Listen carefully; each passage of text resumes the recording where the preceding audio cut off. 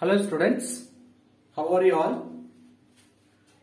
In this video, we are going to start Unit 4 Transition and Inner Transition Elements. What is transition and inner transition elements? In 11th itself, we have studied the classification of periodic table.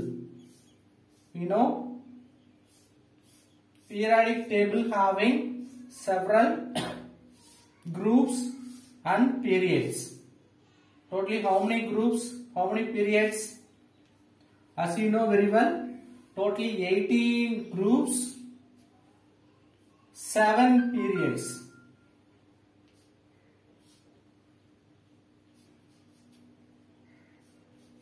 Hydrogen, helium. 1, 2, 3, 4, 5, 6, 7 periods.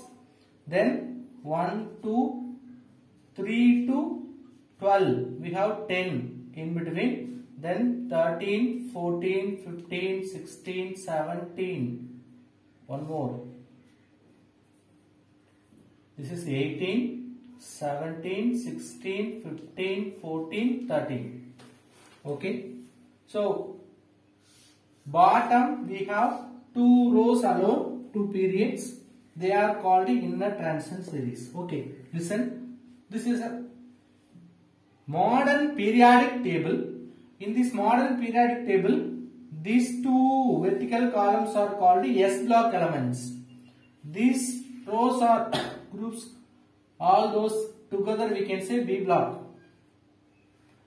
In between S and B, what we have, that elements are called D block elements. Bottom we have 2 rows, you know, that 2 periods alone separately called F block elements. In this lesson, we are going to study about transition, that means D block elements, and inner transition elements, F block elements. So from that we can clear about that D block elements are called transition elements. F block elements are called inner transition elements. Why we are saying inner transition elements? We will study. First we must know what is the definition for transition elements. Particularly we can say transition metals. The metallic elements which having incomplete or incompletely filled F and D orbital means they are only called transition metals. In general, the elements having incomplete filled D and F subcells in the neutral or cationic state, both. In neutral, that means no charge, or cationic. Usually metal will carry positive charge, you know. In cation, in both state, if you see incompletely filled subcells, F and D orbital present means we can say that metals are transition metals. But this definition include for lanthanides and actinides. Sir, what is lanthanide? What is actinide? That we will see in the same unit. This first row only called lanthanides. The second row is called actinoids. According to IUPAC, you know, naming for chemicals for this universe we can get from IUPAC.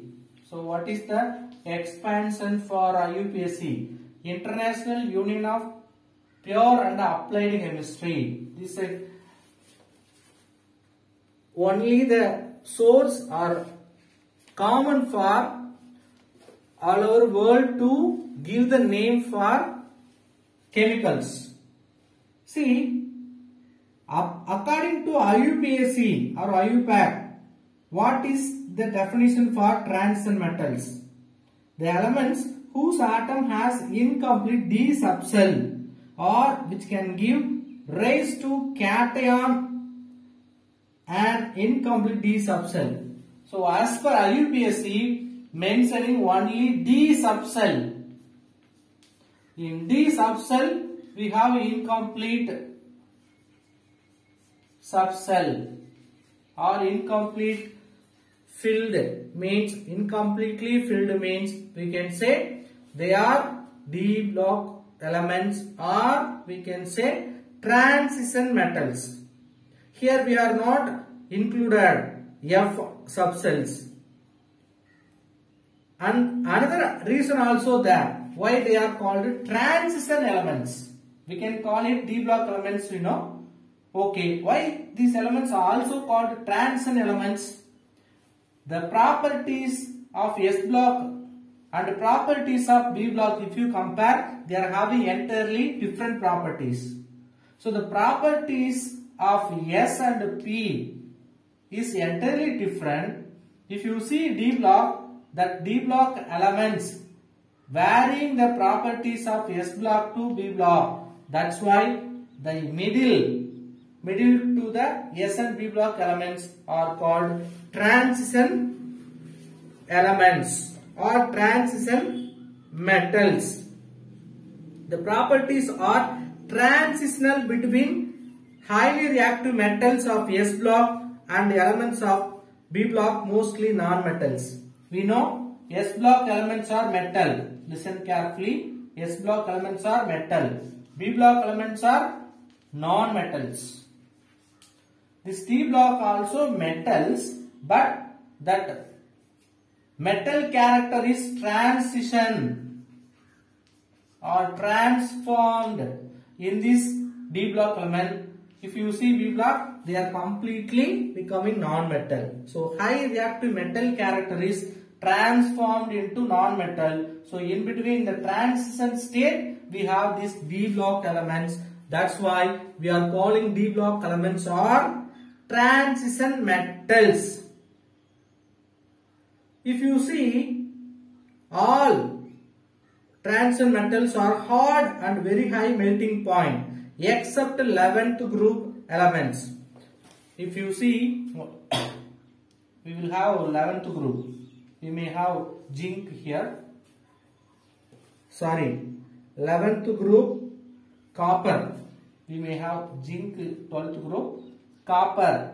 This row 11th group only having some soft and less melting point metals. All the remaining D block elements are very hard and also have a high melting point. So we can confirm they are metals.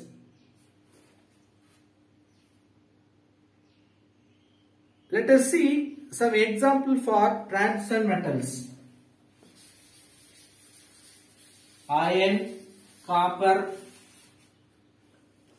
they are very important for civilization of human. So copper and iron, these metals belongs to D block, which are very important for development of human civilization. You know,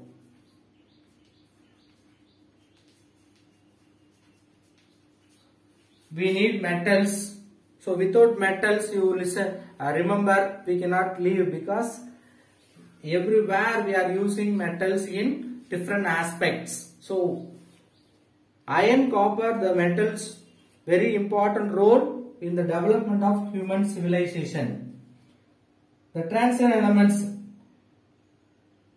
involved in important applications like tungsten. You know, in the bulb, golden bulb, we have filament, bulb filament.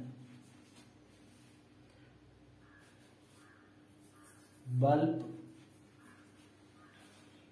Then titanium, manufacture of artificial joints. Artificial joint. If you want to artificially join, we can use. Then molybdenum, it is used in boiler plants. We know boiling material at high temperature it should not affect. For that we can use molybdenum.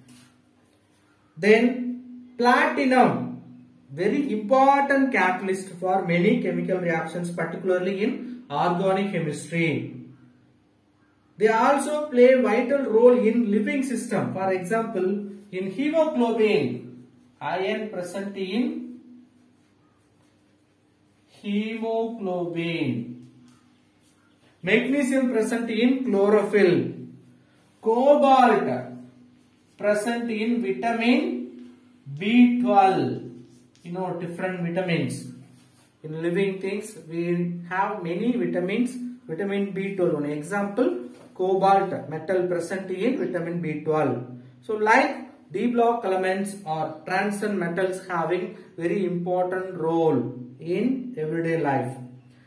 Let us discuss in this unit about D block elements and their specific references to 3D series. What do you mean 3D series?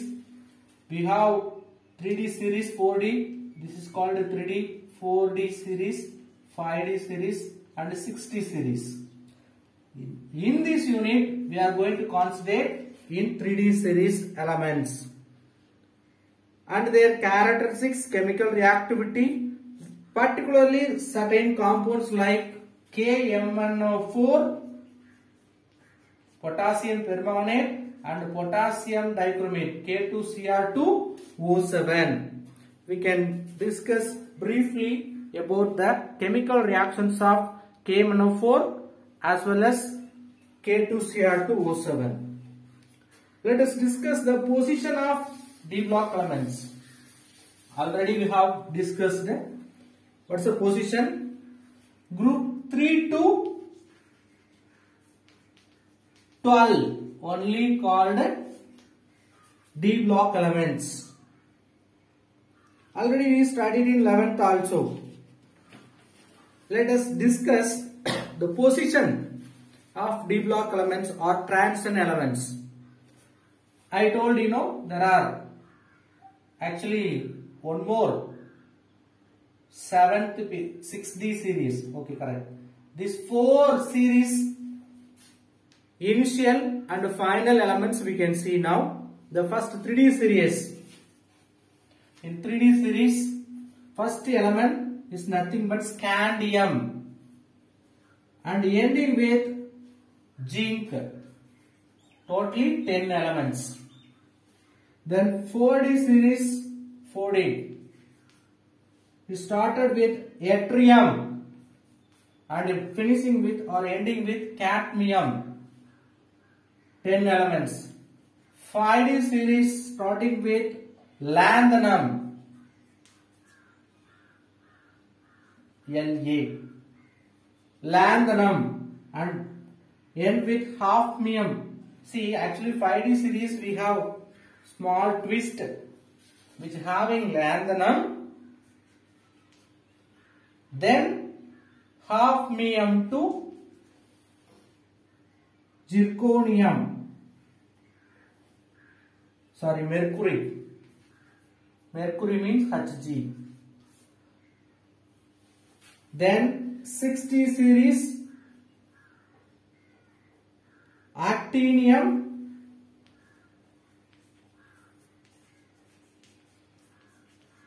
then Rutherfordium to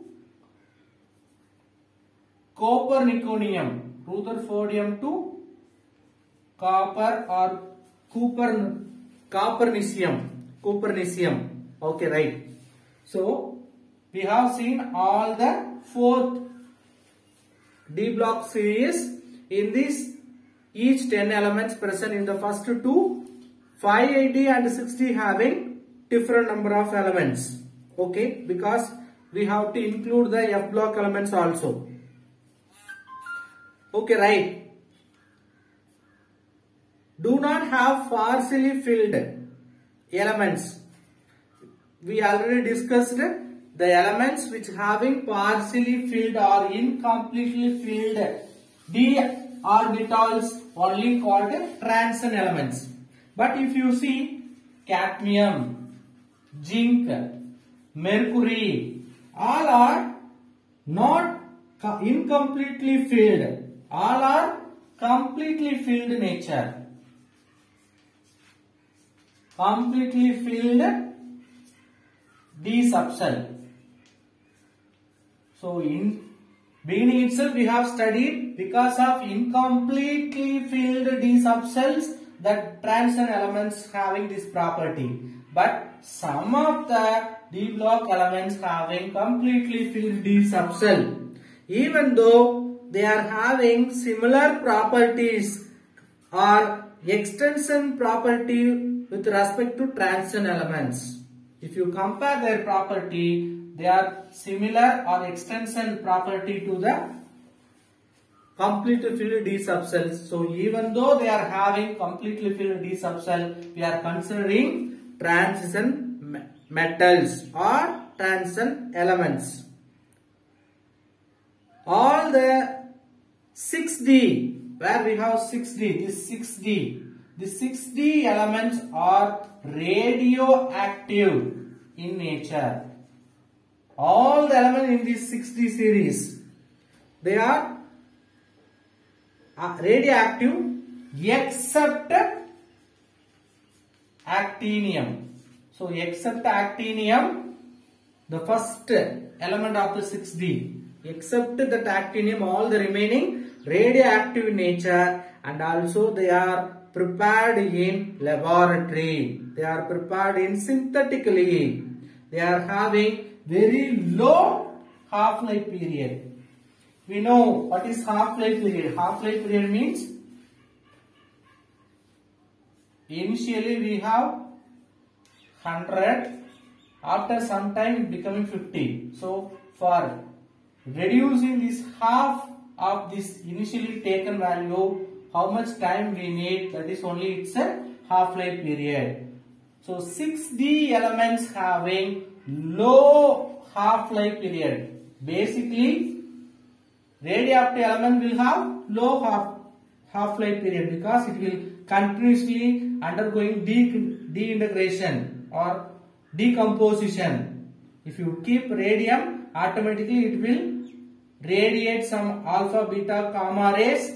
Its mass will decrease. Its lifetime will decrease. So radioactive means definitely it will reduce its half-life period very quickly. So 6D elements having low half-life period. So we have discussed position of d block elements. There are four D series. Then their initial and final metals we have seen.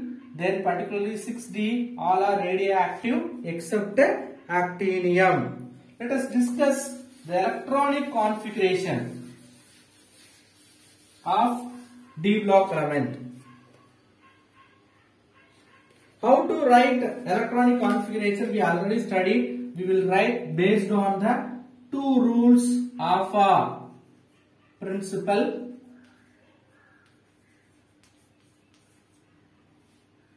Hund's rule. Actually 3 we have to tell, but as per book given 2 only. One more is nothing but Pauli's exclusion principle. So if you want to write electronic configuration, we have to follow these two rules, Alpha principle and Hund's rule. According to Alpha principle, the electron first fills in the 4s orbital before 3D. If you take d block elements, it will have S as well as d subshell. According to Alpha principle, first S orbital will fill, then d orbital start to fill the electron. So that is very important. So filling of 3D orbital starts from scandium. So if you start to fill, you can remember 3D series started from S block element also. Okay. So d orbital or d subshell electrons are filled from the scandium. From the scandium, 3D orbital start to fill the electrons. The electronic configuration of scandium, generally we can write, how will you write? Argon with respect to 3D1 4s2. Argon represents, clearly we have 18 electrons. Okay. argon 3d1 4s2. So s orbital already filled. Then d orbital start to fill. First electron enter in the 3d. First element. Scandium. What's the next one? Titanium. Atomic number 21, 22. Then argon 3d2 4s2. Scandium, titanium. The third one, vanadium. 23. So one more electron we will add up. Argon 3d3 4s2. Then titanium, vanadium, chromium 24. 3d4 4s2. Like it will continue. We can remember one d orbital can accommodate 5 electrons because it's having 10 electrons it can accommodate, which is having 5 subcells. Each subcell can accommodate 2 electrons with opposite spin. So totally 10 electrons we can fill in the d orbital. So 1 electron filled in scandium, 2 in titanium, 3 in vanadium, 4 in chromium, 5 it will come for manganese, then iron, then cobalt, nickel, copper, then zinc. So all the element it will start from scandium to ending with zinc. Basically 3D series we are discussing, starting scandium, titanium, vanadium, chromium, manganese, iron, cobalt, nickel, copper, zinc. First element scandium electronic configuration. What is the electronic configuration for zinc? 30. Argon 3d10 4s2. So all the orbitals or subcells of the d is filled because maximum capacity 10 electron. So all the 10 electron filled in the d orbital. So within that scandium to titanium, within 10 elements, all the 10 electrons were filled. So this like it will have the electronic configuration. But we have two exceptional in this series. The exceptionals we can see now. Chromium and copper. First write chromium. As per Alpha principle, argon electronic configuration followed by 3d 4s2. 3d means what? 24. 4. 3d4 4s2. But this is our expecting electronic configuration. But you see, d means it will have 5 orbitals, 4 electrons, d4. Then s means 1 box. We can fill 2 electrons. Now you look at this box, that means d orbital. We have only one empty orbital. To attain half filled orbital, that means half filled and completely filled more stable. So to attain half filled it need only 1 electron. So it can shift 1 electron from s orbital. Then 3d5 4s1 like it will change its electronic configuration. Usually s orbital want to fill first with 2 electrons, then only we can fill in the d. But in the chromium what happened? Yes, only 1 electron were filled. One of the electron is shifted to the d subcell. Why it is shifted? If shifting 1 electron, it will attain half filled electronic configuration. Half filled means it becoming more stable. That's why the exceptional takes place in electronic configuration for chromium. Let us discuss for copper. 29.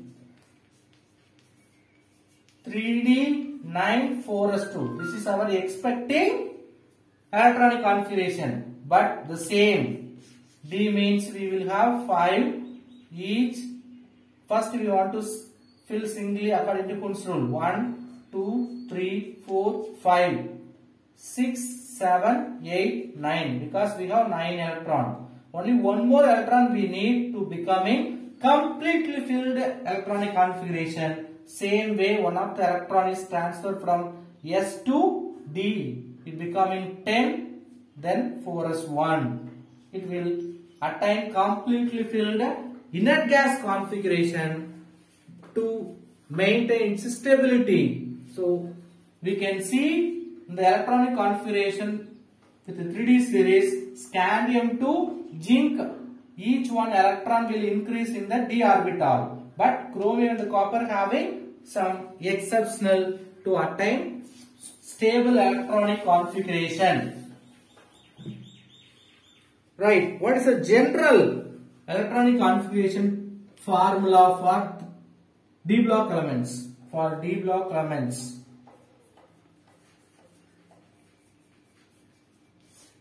how will you write? Anyway, nearby noble gas configuration we want to write. Then n-1 d 1 to 10 n s 1 to 2. This is general electronic configuration for d block elements. Here the n may be 4 to 7. Then except period 6 and 7, because lanthanum and actinium. Listen, this is for d block elements. Only the element present in the d block. At the same time, we can write for F block elements. What are the F block elements we have?